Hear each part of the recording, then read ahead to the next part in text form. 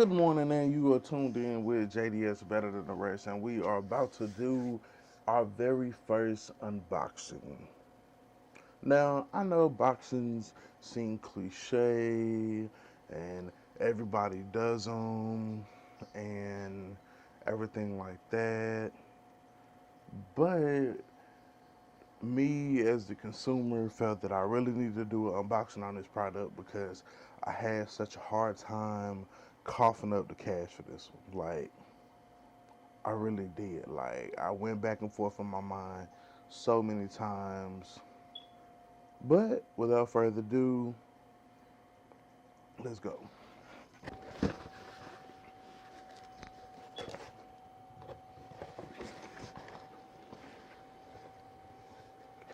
So, inside of our box, as we open it,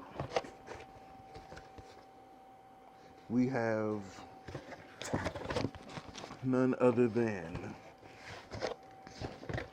a black box with red writings. The 70-200 f2.8 APO EXDGOS with optical stabilization from dun dun dun Sigma. Now, I was very worried about buying this lens, not because I've heard bad things about Sigma, just that I've always been a Nikon guy. Like, all of my lenses are Nikon. Wait, let me show you. I have a 28 millimeter, 2.8. Yeah, 28 millimeter 2.8. That's Nikon, of course, Nikon. Then I got this one here for my uh, APS format camera or APS, my APS-C camera, and it's the 55 to 300, and it's Nikon as well. So I really haven't shot anything other than Nikon.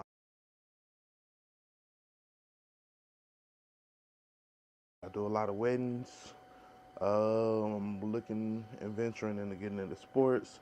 So I needed something that was going to get really, really close and get really, really sharp. There was a couple weddings ago that I was taking photos, and because I didn't want to walk across the crowd or need to get in close enough to get the actual shot that I wanted and feel the frame, avid, true diehard fan of Frono's photo. He always says, fill your frame, get it right in camera. That way you don't have to go back and do all the editing and you don't lose image quality when you go back and edit in camera. So that's the main reason that I was looking into getting the 70-200 f2.8. Without further ado, before you go and spend your mini life savings, let's get into what's in the box. So here we go, open box. Everyone tries to play with these, everything. Here we go, we open the box. The warranty sticker on the very top is wrong, or as well as limited warranty. I opted to purchase another warranty just because anything something goes wrong with my offering lens, and I'm covered. You have a manual explaining all of the different features and such of the lens. Here's a strap for the case, looks like. Here is the hood adapter. Not sure what it is, that's good. You do though. And then we have all that is the lens itself. It is your bag. Let me get that unzipped and open for you. This thing has some different things. I really want to say this is everything. It is my biggest. It's my biggest. I just want to have my glass out of them as well. There's nothing else in here. Just there's more. Oh, there is something in there. That was plastic. Then we have our insert. And so that's yeah, we have they have a very nice insulated case. They're going to put in there. Look like it's kind of glue. The foam to the top. I mean, it works. It works. Inside, it's a little bit different. The padding behind the sole inside. Yeah, you can see the difference from the top to the bottom. But not very much because you know, we're the person makes a lot of good case. And the way to do anything in the case as well, it's a nice little feature if you so need.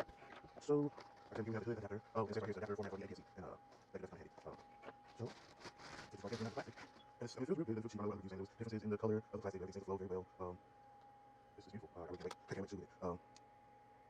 I will just say, of course, after auto focus, manual focus, is the opposite position equal to Nikon's far reduction. To me, it's very, pretty straightforward. It's 70 to 200, it doesn't actually protrude, so the lens will get no longer than this. I guess that's a good thing, given the quality that you have. It is EX with the opposite position. We don't know much more to say about it, but I did want to give a review for someone that was not sending lens. I'm not a sponsored photographer or anything like that. I started just as enthusiast. I have fun my business. I don't fund anybody or giving treatment, so this is just a unbiased review. I think that's really important, having this industry, just having an unbiased review. But like I said, looks good. Made in Japan. Hopefully it should be better. Yeah. So stand by, and we're gonna go take some shots.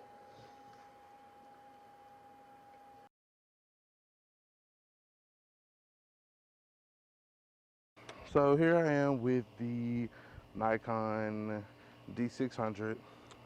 I have the 24 to 85 millimeter lens attached to it. And what I'm gonna do, I'm gonna get some shots of my Chevrolet Caprice here. Now, I don't really want to. I guess for a focal point, really just kind of want to focus on the front half of the car, because I know when I put on my 7200 millimeter, it's gonna put a very strenuous uh, act, activity on it. One thing that I noticed when I first did this was it's very shiny. No Nikon lens that I've ever bought brand new have I noticed where it's just been that shiny around it. So uh, I guess we can give them some points for uh, glitz and glam.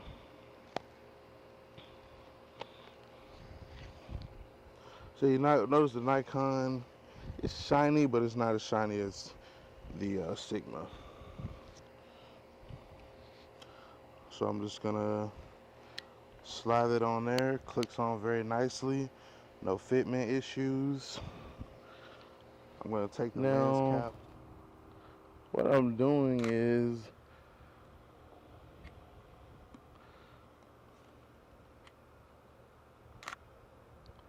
at the car going up the road there, I snapped a shot of it.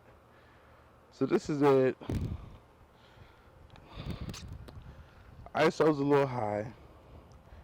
Well, ISO is actually at 800. I'm gonna bring it down to 280. One issue that I am seeing here is that it's not stopping all the way down to f4.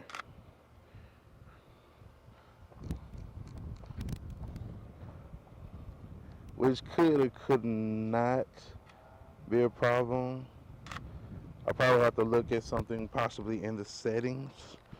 Uh, I'm not exactly sure why it's not going all the way down to 2.8.